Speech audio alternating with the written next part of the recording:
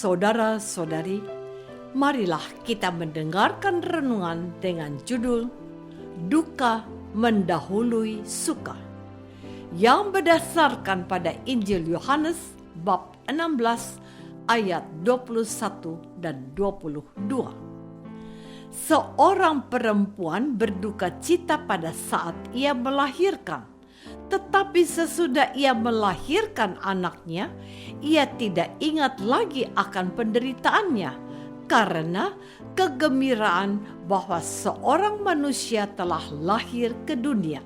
Demikian juga kamu sekarang diliputi duka cita dan hatimu akan bergembira. Dalam nama Bapa dan Putra dan Roh Kudus. Amin. Saudara-saudari terkasih dalam nama Tuhan Yesus Kristus. Kepada para murid-Nya, Yesus berkata begini, "Sesungguhnya kamu akan menangis dan meratap, tetapi dunia akan bergembira. Kamu akan berduka cita, tetapi duka citamu akan berubah menjadi sukacita." Seorang perempuan berduka cita pada saat ia melahirkan, tetapi sesudah ia melahirkan anaknya, ia tidak ingat lagi akan penderitaannya karena kegembiraan bahwa seorang manusia telah lahir ke dunia. Demikian juga kamu sekarang diliputi duka cita, tetapi Aku akan melihat kamu lagi dan hatimu akan bergembira, dan tidak ada seorang pun yang dapat merampas kegembiraan itu daripadamu. Dan pada hari itu kamu tidak akan menanyakan apa-apa kepadaku. Perumpamaan Yesus tentang perempuan yang melahirkan tersebut membuat kita memperoleh gambaran pemahaman tentang bagaimana segala penderitaan saat melahirkan akan langsung sirna dan berganti menjadi luapan kebahagiaan tak terkira saat mendapati seorang anak manusia telah lahir ke dunia. Perumpamaan Yesus ini menegaskan bahwa duka cita selalu mendahului sukacita. Saudara-saudari terkasih, bagaimana reaksi batin kita atas pernyataan Yesus dalam firman hari ini? Apakah batin kita merasa lega dan lapang oleh pengharapan akan sukacita sejati? Ataukah batin kita merasa was-was dan gentar akan syarat mutlak penderitaan yang perlu kita lalui terlebih dahulu sebelum mengalami kebahagiaan?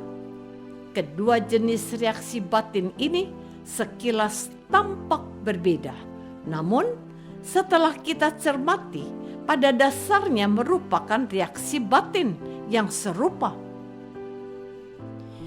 yaitu sama-sama hanya fokus pada sepotong dari pernyataan Yesus. Reaksi penuh harapan berasal dari pilihan fokus pada potongan firman mengenai sukacita. Sementara reaksi takut berasal dari pilihan fokus pada potongan firman mengenai duka cita. Meski reaksi batin ini terasa sungguhan nyata hadir dalam diri, namun keduanya tidak menggambarkan firman Yesus secara utuh. Padahal duka dan suka bukan dua hal, melainkan kesatuan. Saudara-saudari terkasih, perumpamaan Yesus tentang perempuan melahirkan menggambarkan bagaimana satu padunya duka yang mendahului suka. Meskipun demikian, dalam aktivitas hidup harian kita tidak selalu lancar menghidupi firman ini. Tidak seperti adegan perempuan yang melahirkan yang tampak secara alamiah menjalani duka sebelum menikmati suka. Mengapa demikian? Bagi seorang ibu, duka dan suka tidak lagi menjadi alternatif pilihan yang diperhatikannya. Saat mengandung dan melahirkan anak dalam kandungannya, ibu telah mengambil tanggung jawab penuh untuk menjalani proses apapun demi kelahiran anaknya dengan selamat. Di samping tanggung jawab penuh, ibu juga berserah diri secara utuh kepada Sang Pemberi kehidupan, sehingga keseluruhan inti dirinya terkoneksi dengan energi semesta atau penyelenggaraan ilahi. Maka tanggung jawab utuh bukan pilih-pilih suka atau duka, serta total menyerahkan seluruh perjuangan mewujudkan tujuan kepada Tuhan, menjadi dua faktor kunci dalam menyatukan duka suka. Saudara-saudari terkasih, adalah seorang ibu yang merasa was-was apakah anaknya akan naik kelas atau tidak. Berdasarkan nilai rapor semester 1, kemungkinan tidak naik kelas lebih besar, apalagi sampai dengan pertengahan semester 2. Perilaku dan hasil belajar anaknya hanya mengalami sedikit peningkatan. Manakala fokus perhatian ibu ditaruh pada situasi sulit yang dihadapinya, energi ibu pun surut.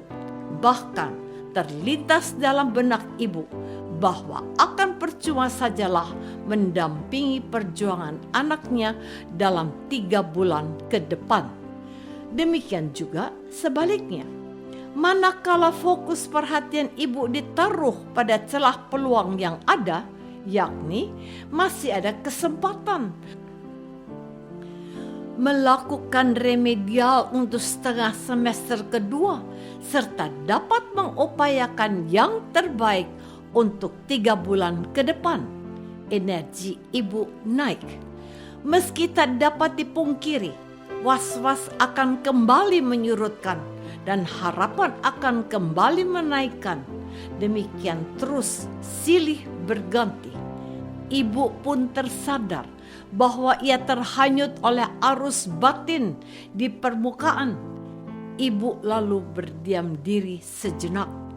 Riak-riak harapan dan was-was mereda. Energi kasih muncul. Fokus perhatian ibu tidak lagi pada peluang berhasil atau gagal, melainkan pada setia mendampingi anaknya dalam berjuang dan mau menerima apapun hasilnya nanti. Maukah saya mengambil tanggung jawab penuh dan berserah diri kepada Tuhan? Marilah kita berdoa. Yesus, kami sadar bahwa kami masih suka gentar menghadapi penderitaan. Pikiran kami masih spontan mencari-cari cara untuk mengatasi ketidaknyamanan. Terima kasih untuk rahmat kesadaran yang Engkau hadirkan. Tuntun kami untuk berdiam diri sejenak, agar tidak hanyut dalam arus reaktif batin atas situasi suka dan duka. Kami mau berpusat pada iman dan melakoni jalan salib hidup kami. Amin. Semoga kita semua selalu dinaungi dan dibimbing oleh berkat Allah yang Maha Kuasa, Bapa dan Putra dan Roh Kudus. Amin.